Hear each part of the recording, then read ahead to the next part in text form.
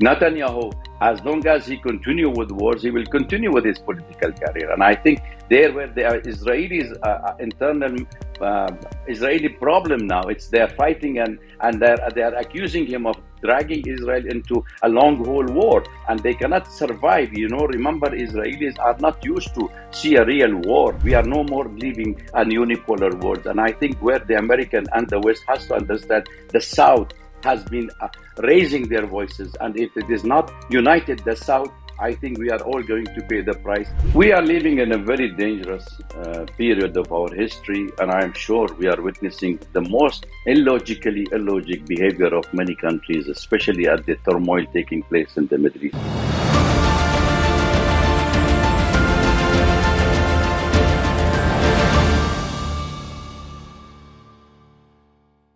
Hello and a very warm welcome. You're watching Hindustan Times and my name is Aayesha Varma.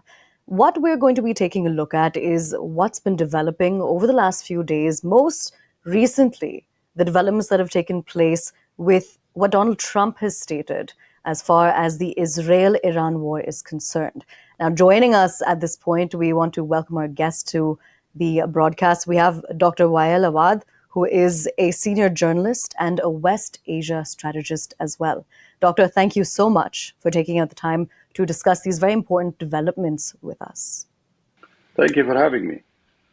Firstly, what we'd want to know is Donald Trump's messages on Truth Social that went far and wide last night when they were released.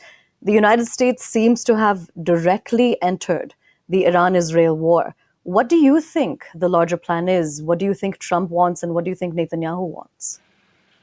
Well, I think the United States cannot be giving a clean carte blanche that they have not been involved from day one of a regime change policy that they have started at the Middle East for the last 2 decades.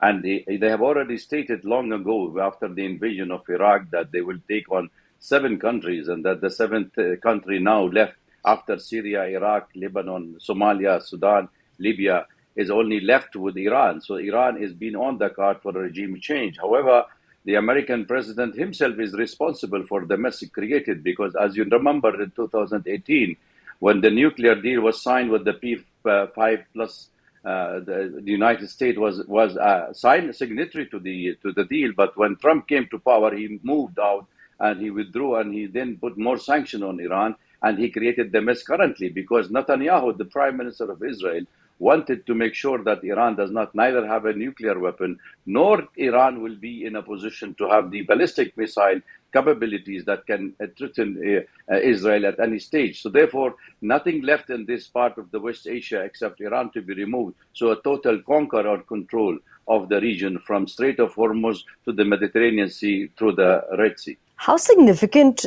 is the risk of a nuclear weapon being used at this point? And if there was a country most likely to use one, would you want to speculate on who? You answered it. I mean, I think there is the only one undeclared nuclear state in West Asia or Middle East is Israel, which have more than 90 nuclear heads, and they have never been allowing the International Atomic Energy Agency to inspect their nuclear site, and they have also not signatory to the NPT. And then we have here an ambitious country which they may be thinking, Iran, at one stage of they may be thinking of having, because of thinking only, that they are attacking a sovereign nation. So therefore, American and the Israelis definitely, and I'm more worried now, that if there is an attack on the Daimuna nuclear site of Israel, and also now they are attacking the Iranian nuclear site, there will be a radiation where most of the Arab countries in the region, and including Iran and other neighboring country, will suffer because of the radiation. A. B, if the war drag on for some time, when the United States trying to cut it short by taking direct involvement in attacking Iranian nuclear site, then we might find the United States or Israel even using a nuclear tactical bomb against Iran. Absolutely. Let's also talk about why this started. Netanyahu says that he's against the weaponization of uranium enrichment. The IAEA says yes, Iran has enriched uranium to about 60%, and nuclear weapons, as we know, require about 90% of enrichment. Why do you think Israel decided to strike Iran's nuclear sites in the middle of nuclear talks with America? Absolutely. I think the main reason is nothing to do with the nuclear, by the way. Iran have already declared they cannot be nuclear. They don't want it to be nuclear. There is a fatwa by Khamenei, the supreme leader, that they should not go nuclear. And in fact, the 2015 deal with the European and the American was very clearly saying, even admittingly by the international agency, that Iran will never be able to develop a nuclear bomb because they are totally under the supervision of the IAEA, the International Atomic Agency, and therefore they cannot. But now, when you're having a nuclear talk with the United States, where Trump started the round, and just 48 hours before the sixth round of talk between the United States and Iran, you deceive the Iranian, and by allowing Netanyahu to preemptive strike on Iran under pretext that Iran is going nuclear, even you having 60% or 70%, yes, you are right, has to be 90% till you develop the bomb, or you'll be able to produce a nuclear bomb. But Iran never went to that side. Iran always said that even they have the full right as a sovereign nation to enrich the uranium, and they don't want it to buy it from the United States or other. So they were ready to give even the enriched uranium to the Russian, as they have promised previously, and then they guarantee from the Russian. But now with the Ukraine war, with the American president, with Netanyahu in power, do you think that they are really after Iran, even having 2.3%, or even their nuclear side, they wanted to totally destroy it? Not only destroy their nuclear, my dear, it is the capability of Iran, ballistic missile technology, the drone technology that they are after. So the regime change is a must, and that is the main cause of this war. Absolutely, because even in the last few days, we've seen how exactly Iran has been able to breach Israel's Iron Dome itself. Now, importantly, the UN's nuclear watchdog, the IAEA, has made a crucial statement. They've said that they did not have any proof that Iran is going to make nuclear weapons. This is a recent statement that's been made. Do you think the statement by the IAEA will change anything? Well, I think they made it in 2024 as well. They said that Iran is not even closer to make a nuclear bomb, no intention of having a nuclear bomb. But the problem with the IAEA, it is more politicized than really using their own, adhering to the charter that they have been appointed for this job. They are just using the United States and the West, using this agency for their own political achievement. There is nothing else on this. Look at the statement, maybe thinking of, yes, but do they have anything concrete on the ground? No. Why can't they say it straightforward? You are giving ambiguous answers, and you're giving a pretext for a country who is the undeclared nuclear state to attack a country. That is the violation of a UN Charter and even Geneva Convention, which is stated very clearly, and everybody is signatory to it, that you cannot attack a nuclear site of any country. It is prohibited. So how can you allow such things to happen? It's just because Israel is the brat boy of the United States. They can do whatever they want in the West Asia. Speaking of the United States, a day after Trump's big announcement of being in control of Iran's airspace, significantly, Putin has also stepped in. The Russian Foreign Ministry has called Israel's attacks illegal, threatening to global security. Could you explain why exactly Russia won't step in to defend Iran, or China even, for that matter? I don't think any country will come to defend any country in the world when the war is started. They can provoke, they can incite, they can give you arms, but nobody is willing to fight your own war. Let's remember this. Had it been between India or China, between China or United States, or between Russia and Ukraine, and now everybody knows this is the game plan, absolutely, of only destroying Iran, and nobody will take part in the indulge in a direct involvement with this. We all know, we should not see in isolation this regional war is just because of Israel dominance in the region, or because the United States want to conquer the passage of the oil from Strait of Hormuz to Red Sea to the Mediterranean, where you'll have more than 40% of the global trade in oil that taking place from there. It is a fight between the United States and Russia and China. And there where the superpower game plan is. Are they really settling up the issues of the global, of a multipolar world? Are they dividing the interest of this world to their own interest, and they're sharing the cake together? I'm still doubtful if the Chinese and the Russian does not wake up to the current mess in the Middle East. this fire will engulf everybody, and the United States will continue from India to Pakistan, from Iran to Pakistan, India to China. That is the game plan. The ultimate goal is to have a direct confrontation between the United States and China, You and that's just what the mentioned the Strait of Americans say. That Hormuz. Uh, 1/5 of the world's supply of oil, mainly for Asia, passes through this strait. There have been reports that Iran is planning to close access to it.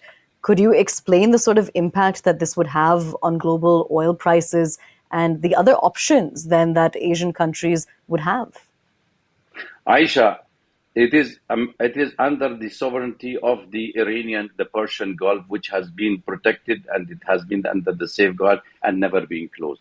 The provocation that the United States and UK, in particular, are Hmm. carrying out in that part of the world is just to make sure that this is have to have an international or a global control where the US and the West will play the major role in controlling. So this is my reading of this, that they wanted to control the Strait of Hormuz. It's not Iran who is willing to block it. They are sending Okay. their warship into that region. They are encroaching into the Iranian. They are provoking the Iranian. So they wanted ultimatum goal is to cut the pipeline supply to India, to China, to Korea, and Japan. This is the main reason for this. It's a conflict of interest. It's nothing to do with the Iranian closing or not closing. Imagine 34% of the world trade is blocked from the Strait of Hormuz.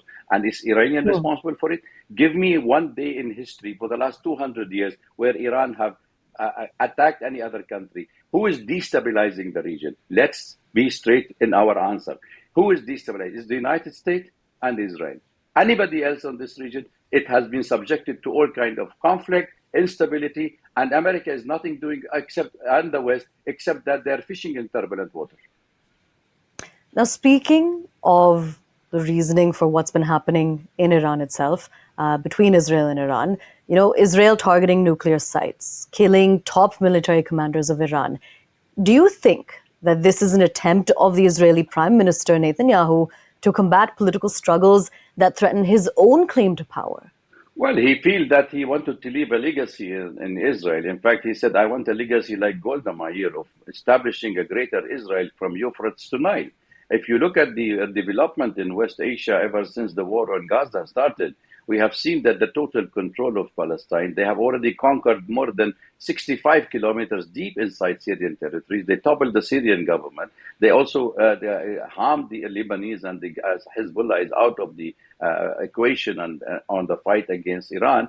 And now Iraq also is paying the price. So it was only is only left Hmm. for the American or the Israeli dominance in this part of the world is to continue their dominance by continuing war and removing Iran from the picture of defending the Palestinian cause. Therefore, Netanyahu, as long as he continue with wars, he will continue with his political career. And I think there where the Israelis internal Israeli problem now, it's they're fighting and they're accusing him of dragging Israel into a long haul war, and they cannot survive. Remember, Israelis are not used to see a real war. They haven't seen the bombardment that is happening in their country as much as they were taking them for a picnic into Gaza and showing them that how the Palestinians are totally destroyed, no livelihood, no structure left. It's just a picnic for them. But to see the reality on the ground inside Israel, that is the main harm. And I think what he's doing is he's shooting his own feet, because if he did not recognize or address the force of Iran on Hmm. retaliation against the Israelis' attack, then I think he is taking Israel into hell. But if he thinks that he can drag the United States and NATO and attacking Iran, which is more likely, I think he is gaining, and he is nothing but a part of the global war against this part of the world, where we, the Arab world in West Asia, have to pay the price because of the oil, because of the natural resources, because of Israel's presence in this part of the world.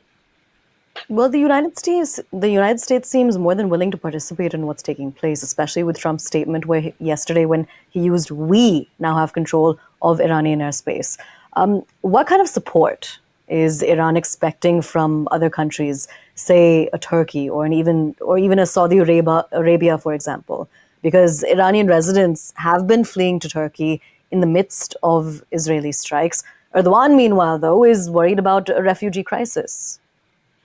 Well, I think 90 million Iranian, what you want to do with them? I think that everybody knows that the American cannot defeat Iran by themselves. That's why they are trying to ally some country around Iran. Like Pakistan could be on the card for the American because they wanted to use Pakistan as a logistic support for their own shipping, for on their fueling airplanes and logistic support for the Israelis attack. So therefore, America was not a shy away, by the way, from the attack on Iran. Let's be very careful on this. The whole attack on Iran took place, 200 sorties for airplane took over from Israel only? No.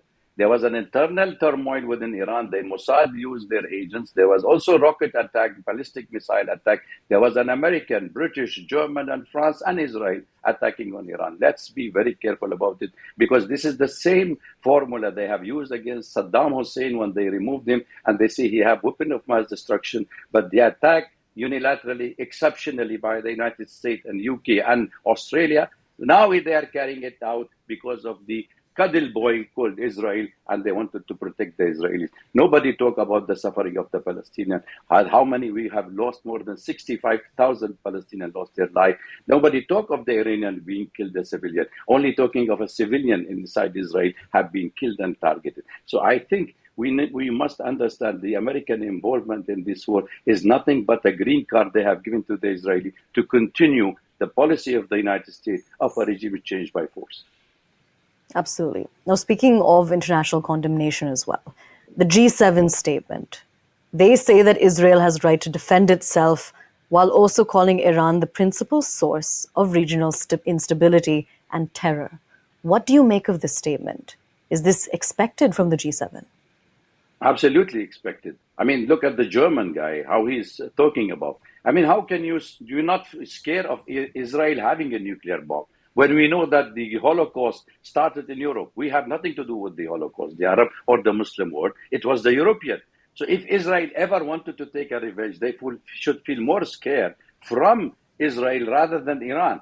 Give me, as I said, one lesson in history for the last 200 years where Iran have attacked any country or invaded any countries. So therefore, it is absolutely a colonial attitude, and the mindset of remnants of the colonization still remain on the head of certain colonial power, that they think that they can conquer this part of the world by force because they are unable to compete on a multipolar world. We are no more living a unipolar world. And I think where the American and the West has to understand, the South has been raising their voices. And if it is not united, the South, I think we are all going to pay the price, and we will fall like the pose of the chess game. One by one, they will take on us. And I think this is a high time where the West has to raise their voice and stop the genocide in Palestine, stop this war coming up in the region. It's not going to be a regional war only between Iran and Israel and the United States and the West. It's going to be, even it can lead to a third world war if there is no seriousness from the countries which can play a major role in stopping it, like China, India, Russia, to make sure that this war does not break. Because India is the main stakeholder in this part of the world. Remember, for God's sake, there have 9 million Indian in the GCC. You have 14 million Indian visiting this part of the world. You have the food security. You have the oil security. Yet we are not seeing one voice of the West, of the South, against the North of the G7, saying it to that should not be a war. You can't just say Iran is the main cause when Iran does not have a nuclear. You cannot say Israel has the right to defend itself when Israel is the aggressor. Which part of the history we are living? It's a shame on the international community to continue with this hypocrisy and double standard in dealing with international issues. Doctor, there were reports that Iran was signaling for a ceasefire. What's your take on this at this point, now that the US has demanded that Iran surrender? Well, America definitely wants Iran surrender, not only because of its nuclear. The moment you say, okay, they are surrendering, they say, okay, what about your ballistic missile? What about your, when Trump came to power, he sent a message to the Iranian with 13 points. The same messages was given to the Syrian in 2003 by Colin Powell when he went to Syria, and he told what the Syrian government has to do. It is similar. Trump have given to that after Baghdad, it was Damascus, and that happened now. Now we are having Iran where President Trump said, you have to dismantle your nuclear. You have no ambition for any nuclear program. You have to open all your nuclear sites. You have to abandon the nuclear one. You have to abandon your ballistic missile program. You have to open it for inspection. You have to end your drone technology. So is it seriously is only the nuclear side? There is a bigger things hidden behind the American declared policy, and we have used to. If we are living in that part of the world, the history of mass deception have continued, and they did it in Iraq, they did it in Libya, they did it in Sudan and in Yemen. And don't take the Yemenis fighting as not a single out only just support of the Palestinians. It's a part of conquering the whole region. Looking ahead, the Israeli envoy to the United States revealed that there would be a big surprise by either Thursday or Friday this week. Rumors have been circulating, especially with Trump declaring that they know where Khamenei is hiding, that he will be assassinated. The Supreme Leader has even put out a message on social media saying, and I quote, "The battle begins." What does the future of Iran look like? Well, I think the Israelis are known throughout history. They are the best assassins in the world. They are the best to sabotaging any sort of a deal. They are the best in the spy and their technology. They have beaten most of the world, including in India, where they have used their spywares inside. So therefore, I do not take it for for lightly that they are not good, because they are a small country. So they have mastered the technology of assassination, and they know how to reach, when to reach, and where to attack, not only inside Syria or Lebanon or in Yemen or even in Iran, even the other country now learning the lesson of the Iranian, cutting the networking and all these spywares where the Israelis have been using it. Assassination is for Israel is a quicker. They thought by that side of an attack on Iran, the regime will fall, the people will revolt, and Iran will surrender. But in contrary, the whole of Iran have supported the Iranian government currently, because no Iranian wanted to see another colonizing power. You remember when Mossadeq was 1953, he was elected democratically in Iran. It was the CIA and the Mossad who have toppled him, and they brought Shah of Iran. And they continue with their nuclear program for Iran till 1979, by the way. It is the American who started the Iranian nuclear deal. You remember 1950 to 1979, it was the American who sold the first,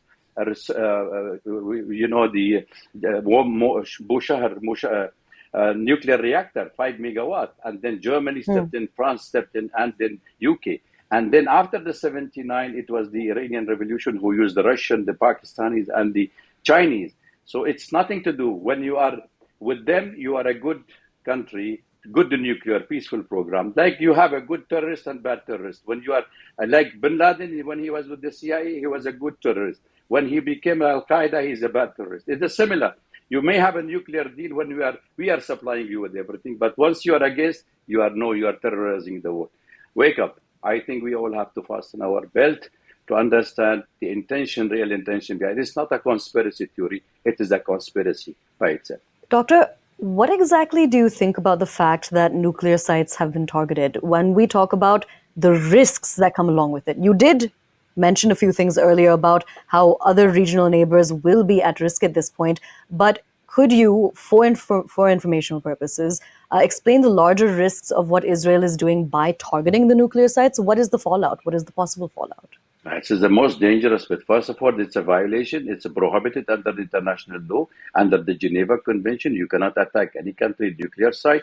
And besides it, we have been talking of the Iranian nuclear peaceful program for years. The world have been taking account of it, that has been peacefully finding a solution for it. They did not do anything about it. It was continuously talking peacefully till Israel steps in. And that is where the Israelis have been doing. Israel wanted today to bomb the Dawn for a nuclear site of Iran. And if they do it, it's next to Tehran. You have 17 million people only in Tehran, in the capital of Iran. What will happen to the radiation if you start bombing? And if Iran retaliate by bombing the Mona nuclear site of Israel, and this radiation goes, who will die? It's the people of the region will die. And I think this is the danger lies. You cannot fire at the other and expect it to be sit quiet and innocent and victimize yourself and calling for the rest of the world to help you out. It has to be dealt internationally because the global peace and security is at risk if nuclear sites have been attacking by any means, by either the American or the Israelis against each other, against the Iranian. When we talk about what's taken place in the last few years in terms of conflict, you have Gaza, the large picture of what's taking place between Israel and Palestine, now what's taking place with Israel and Iran, now also the US entry into what's taking place between the two. At what point does one look at this as the beginnings of a World War III, or even go as far as to claim that, yes, this is already World War III? We are living in a very dangerous period of our history, and I am sure we are witnessing the most illogic behavior of many countries, especially at the turmoil taking place in the Middle East. West Asia have been subjected for 100 years. If you know, it was under the Ottoman Empire, then Balfour Declaration come by Britain, and then Israel was created. And ever since the creation of Israel, we have continued to have this instability in the region. I mean, that is for sure, and everybody will give you. Look at the history of the United States intervention in this part of the world. Look at the history of Israel wars in this part of the world. It was an Arab-Israeli war. It became now Israeli-Palestinian war. Now again back into the Arab-Israeli war because they wanted to expand. And a president of the United States looked like Trump, and he looked at the map and see Israel so tiny among the Arab nations, and he said they should expand. Look at the logic he is trying to sell to the world. How can you expand at the cost of others? Why don't you give the Israelis another 51 province of the United States and stay there, and we will be more peaceful in the Middle East? That is what we should all call for. I'm not saying that we should not coexist. We have coexisted with the Jewish for years, but it's not the Jews we are worried about. We are all Semite. We are all from the same Abraham. They are Ishaq and Ismail. So they're only different religion we took. It has nothing to do with religion. It has to do with the colonial mindset that they are trying to promote in this part of the world. The instability in the Middle East serve only the colonial powers. Doctor, my final question to you before we wrap. Khamenei is regarded as the most powerful man in the Middle East. With the indications, with the reports, with the statements of what Donald Trump has recently said, with the indications that there is going to be an attempt on his life, what will happen to the Middle East as a whole? Well, they have removed Saddam Hussein, they have removed Gaddafi, they have removed Assad, they have removed Hosni Mubarak, Ben Ali. Everybody has been. It's just one after the other is the domino effect, one coming after. So removing a person is not a difficult with the technology they have and the artificial intelligence they have been using. But that's give them that they are heroes, the hero of the peace in this world, or they are the culprit of causing the problem in the world. Khamenei is an old man.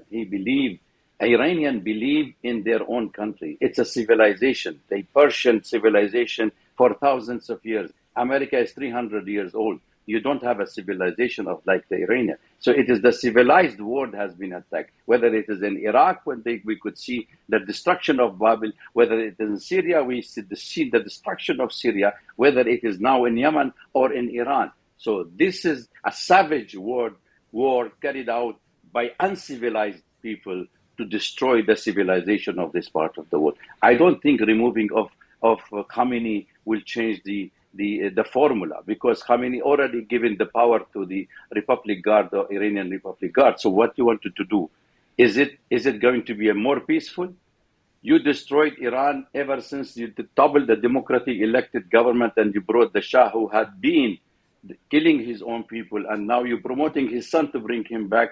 So basically, you are creating an opposition, and then this opposition will serve you till you change them when they become against you. And that is the cycle, vicious cycle you continue to do. I don't think killing of Khamenei will only create more problem for the rest of the world to understand that there is no permanent friend for the American, or no permanent interest. It is only the permanent interest, no friends or enemy. That's what I'm been saying it, and everybody knows. And everybody knows, but they keep their eyes closed because they think that the fire did not reach them.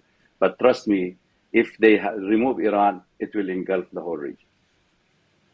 All right, Doctor, thank you once again for your expert analysis and perspective of what's taking place. We will continue to track the developments of what's taking place between Israel, Iran, and now the United States.